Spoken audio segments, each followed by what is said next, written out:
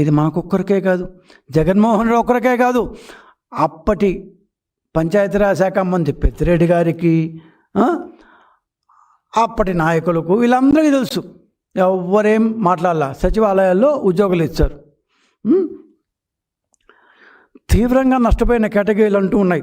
ప్రత్యేక ఇంజనీరింగ్ మరియు అగ్రికల్చర్ పోస్టుల్లో చాలా కష్టం ఉంది ఎగ్జామ్ కాబట్టి డిజిటల్ అసిస్టెంట్లు, యానిమల్ హస్బెండరీ అసిస్టెంట్లు, విలేజ్ హార్టికల్చర్ అసిస్టెంట్లు మరియు విలేజ్ అగ్రికల్చర్ అసిస్టెంట్లు, ఏవేవి ఇంకొకసారి పేర్లు చదువుతాను సార్.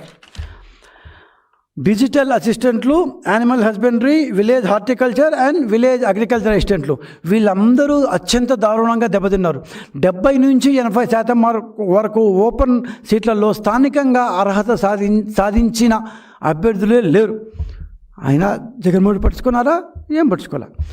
30,000 ఖాళీలు ఉండిపోయినాయి. ఎందుకంటే క్వాలిఫైయే కాలేదు.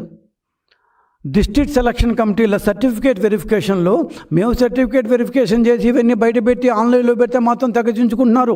ఆ రోజు మీరు సర్టిఫికేట్ వెరిఫికేషన్ చేసి 30,000 ఉద్యోగాలు అర్హత కూడా సాధించకుండా ఉండిపోయాయి అని స్పష్టంగా చెప్పిన మాట వాస్తవమా కాదా?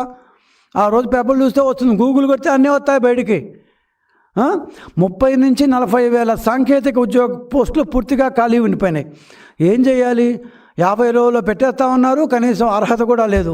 అప్పుడు జగన్మోహన్ రెడ్డి గారు సూపర్ ఇంటెలిజెంట్ ప్లాన్ వేశారు. మన టైంలో కాదు కానీ మేము చిన్నపిల్లకాయలప్పుడు, నాకు 6-7 ఏళ్ళప్పుడు వింటున్నామని 5 మార్కులు గ్రేస్ మార్కులు కలిపారు. 10వ క్లాస్లో 3 మార్కులు కలిపారు, 5 మార్కులు గ్రేస్ మార్కులు ఇచ్చారు, 10 మార్కులు గ్రేస్ మార్కులు ఇచ్చారు ఇంటర్మీడియట్లో అంటూ వింటుండేవాడిని. అంటే పాస్ కాకపోతే వాళ్ళ ఇక లైఫ్స్ పాడైపోతాయి, 2 మార్కులు 3 మార్కుల్లో పోతే కష్టం కదా, గ్రేస్ మార్కులు ఇచ్చేవాళ్ళు. సరే పాస్ అవ్వడం కోసం ఇచ్చారు. జగన్మోహన్ రెడ్డి గారు ఏం చేశారు తెలుసా? ఉద్యోగాల కోసం 15 గ్రేస్ మార్కులు ఇచ్చారు ఫ్రీగా. మందేం పోయా, అధికారం ఇచ్చేసాము, మనకు వచ్చేసింది ఒక ఛాన్స్ అన్నాము, అధికారం వచ్చేసింది. 15 గ్రేస్ మార్కులు ఇచ్చారు జగన్మోహన్ రెడ్డి గారు. ఆయన సొమ్ము, వాళ్ళ తాత సొమ్ము, ఇంట్లో సొమ్ము. 15 గ్రేస్ మార్కులు, పరీక్ష లేదు, ఎగ్జాము ఏ సంబంధంలా, వాళ్ళు ఫెయిల్ అయినా పాస్ అయినా 15 గ్రేస్ మార్కులు ఇచ్చేశారు. దాంతో ఏదైతే 30,000 ఖాళీలు ఉన్నాయో ఆ 30,000 ఖాళీలు ఉన్న వాళ్ళకి అందరికీ ఇప్పుడు 40 ఓపెన్ కేటగిరీలో 40 కావాలి. 100 మార్కుల పేపర్కి 40 మార్కులైనా ఓపెన్ కేటగిరీలో రావాలి. వాడికి 20 వస్తే రాదు. సరే 50 మార్కులు వచ్చి ఉంటాయి అనుకుందాం, 50 మార్కులు ఇస్తే ఆటోమేటిక్గా వాడు పాస్ అయిపోయాడు. బీసీ వాళ్ళు 35 మార్కులు రావాలి, 20 మార్క్స్ వచ్చాయనుకో, 100 మార్కుల పేపరు 30 మార్కులు క్వాలిఫైయింగ్, నీకు వచ్చిందే 20 రా అంటే కమాన్ జగన్మోహన్ రెడ్డి గారు నాకు 15 మార్కులు ఇచ్చారు, వాడు క్వాలిఫై. ఎస్సీ ఎస్టీలు అయితే వాళ్ళకి కావాల్సింది 30 మార్కులే.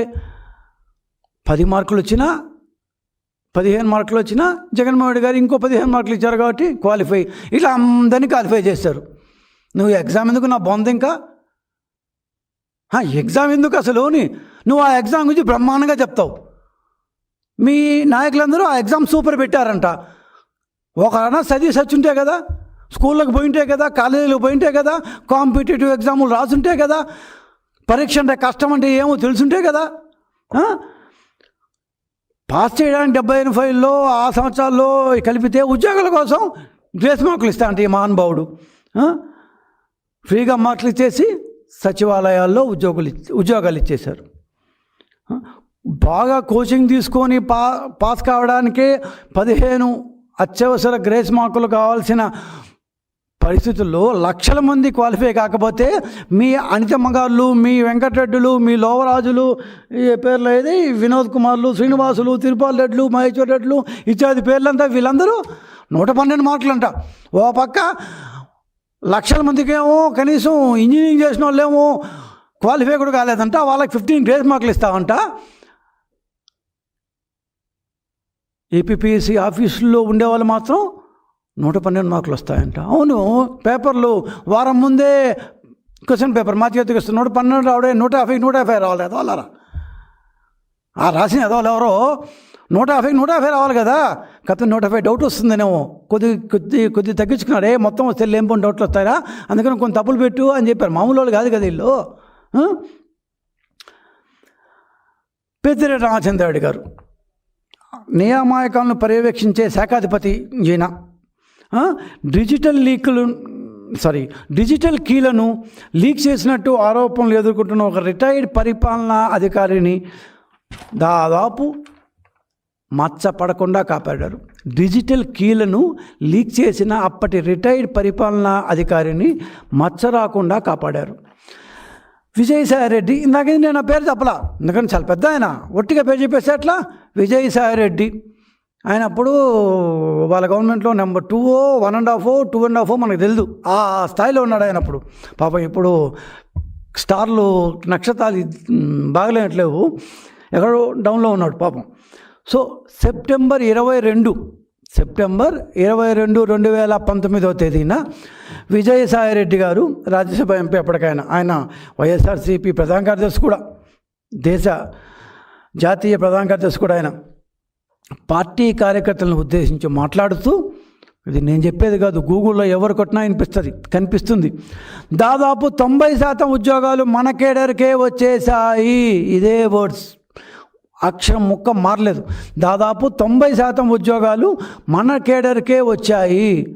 విజయసాయిరెడ్డి గారు, మీరు ఒక ఆడిటరు, చాలా కష్టపడి సీఏ చేయాలి, మామూలుగా రాదు. అంత కష్టపడిన వాళ్ళు ఇంత నిస్సిగ్గుగా, అనబాషిడ్లీ ఇంత నిస్సిగ్గుగా, ఏ రకమైన సంకోచం లేకుండా మీరు దాదాపు 90% ఉద్యోగాలు మన కేడర్కే వచ్చేసాయని చెప్తారా?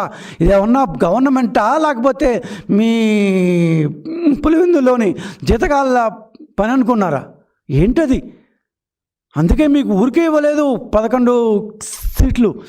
90%, దాదాపు 90% ఉద్యోగాలు మన కేడర్కే వచ్చేసాయి విజయసాయిరెడ్డి. మీరు ఇప్పుడు వచ్చి కూర్చొని మాది మీ గురించి మాట్లాడతారు, సిగ్గుండక్కలేదయ్యా? మెరిట్ ఆధారం కాకుండా కేవలం అధికార పార్టీ కార్యకర్తలను ప్రభుత్వంలో చొప్పించడానికి చేసిన వ్యవస్థీకృత కుట్రను అత్యంత అమానుషంగా, అమానవీయంగా, నేను కరెక్టే చెప్పా, అమానవీయంగా అని మీ సార్కి చెప్పని రాలేదు నిన్న, అమానవీయంగా ఇలా ఎగ్జాములు పెట్టి మనకు కావాల్సిన వాళ్ళందరినీ గ్రేస్ మార్కులు ఇచ్చి లోపల తోసేస్తావా? క్వశ్చన్ పేపర్లు డిజిటల్కి ఇచ్చి లోపల తోసేస్తావా? ఇది కుట్రగా ఇంకేంటి? 4 లక్షల రూపాయలు ఒక్కొక్క క్వశ్చన్ పేపర్ కోసం ఇచ్చారు అని అప్పుడు ఆంధ్రజ్యోతి, ఈనాడు, టైమ్స్ ఆఫ్ ఇండియా, హిందూ లాంటి పేపర్లు చెప్తే ఇంగ్లీష్ పేపర్ని పక్కన పెట్టి ఇవంతా సోషల్ మీడియా అంటూ కొట్టేత బాగేస్తారు. సచివాలయం ఎదురుగా నాకు బాగా గుర్తుంది, టీడీపీ అప్పుడు ఏపీపీఎస్సీ సచివాలయంగా బ్రహ్మాండమైన ఎన్నిసార్లు ధర్నాలు చేసాము. పట్టించుకున్నారా సార్? ఏం పట్టించుకోలేదు. ఒక్క పని చేశారు, మీకు కావాల్సిన వాళ్ళందరికీ సచివాలయాల్లో ఉద్యోగాలు ఇచ్చేశారు. ఏపీపీఎస్సీ అంతర్గత నెట్వర్క్లోని కీలక సూత్రధారులు, టాపర్లు, ముఖ్యమంత్రి వైఎస్ జగన్మోహన్ రెడ్డి గారి సామాజిక వర్గానికి చెందిన కొంతమందిని, వీళ్ళందరికీ ఉద్యోగాలు వచ్చాయని ఆ టాపర్ షీట్లన్నింటినీ సామాజిక వర్గాల పేర్లతో సహా అప్పటి విద్యార్థి సంఘాలు రిలీజ్ చేశాయి. మీరు ఏమన్నా పట్టించుకున్నారా సార్? ఉద్యోగాలు ఇచ్చేశారు. ఇది రచ్చ అయిపోతుంది, గొడవ అయిపోతుంది. ఇది కోర్టులకు పోతే మనం దీన్ని ప్రూవ్ చేసుకోవాలి అని 2019 సెప్టెంబర్ 22న విజయసాయిరెడ్డి మాట్లాడితే కరెక్ట్గా 10 రోజుల కల్లా పెట్టిన 50 రోజుల కంటే స్టార్ట్ చేసిన దగ్గర నుంచి 50 రోజుల లోపల ఉద్యోగ నియామక పత్రాలు ఇచ్చేసి వాళ్ళని చేర్చేశారు కూడా. ఈరోజు కూడా అప్పుడు నువ్వు ఆ తర్వాత 5 సంవత్సరాలలో నిజంగా మీ కనుక ఒక గవర్నమెంట్లో నైతికతతో కూడిన పరిపాలన చేయాలనే సదుద్దేశం ఏమాత్రం ఉన్నా కూడా ఏపీపీఎస్సీ స్కానింగ్ సర్వర్లపై ఎలాంటి స్వతంత్ర ఫోరెన్సిక్ ఆడిట్ జరపలేదు. ఎందుకు జరపలేదు? ఏపీపీఎస్సీ స్కానింగ్ సర్వర్లపై ఎలాంటి స్వతంత్ర ఫోరెన్సిక్ ఆడిట్ ఎందుకు జరపలేదు? కాంటాక్ట్ ఆపరేటర్ల కంప్యూటర్ల ఐపీ లాగిన్ డేటా లాగులపై ఎలాంటి దర్యాప్తులు ఎందుకు జరపలేదు? ఓఎంఆర్ మిషన్ లాగులను స్వతంత్రంగా వెరిఫై చేయకుండా నువ్వేదో క్వశ్చన్లు వేసావు కదా, మేము అంతకంటే గౌరవమైన క్వశ్చన్లు ఎత్తున్నాం. ఇంకోసారి చదివింపమంటే వినిపిస్తా. ఏపీపీఎస్సీ స్కానింగ్ సర్వర్లపై ఎలాంటి స్వతంత్ర ఫోరెన్సిక్ ఆడిట్ ఎందుకు జరపలేదు జగన్మోహన్ రెడ్డి గారు? Question number 1. క్వశ్చన్ నెంబర్ 2 ఏంటంటే కాంటాక్ట్ ఆపరేటర్ల కంప్యూటర్ ఐపీ లాగిన్ డేటా లాగులపై ఎలాంటి దర్యాప్తు ఎందుకు జరపలేదు? ఓఎంఆర్ మెషిన్ లాగులను స్వతంత్రంగా వెరిఫై చేయకుండానే పిటిషన్లు ఎందుకు క్లోజ్ చేశారు? కోర్టులో ఎందుకు ప్రొడ్యూస్ చేయలేదు మీరు? అంటే ఈ కాంటాక్ట్ టాపర్ల నెట్వర్క్ను మీరు చట్టపరంగా శిక్షించడానికి వీలు లేకుండా మసిపూసి మారేడుగా చేసేసి హష్ పుష్ సాంబార్ బుడ్డిని చిన్నప్పుడు అనుకునే వాళ్ళు ఆ టైప్లో తాళం వేసి పక్క జరిపేశారు.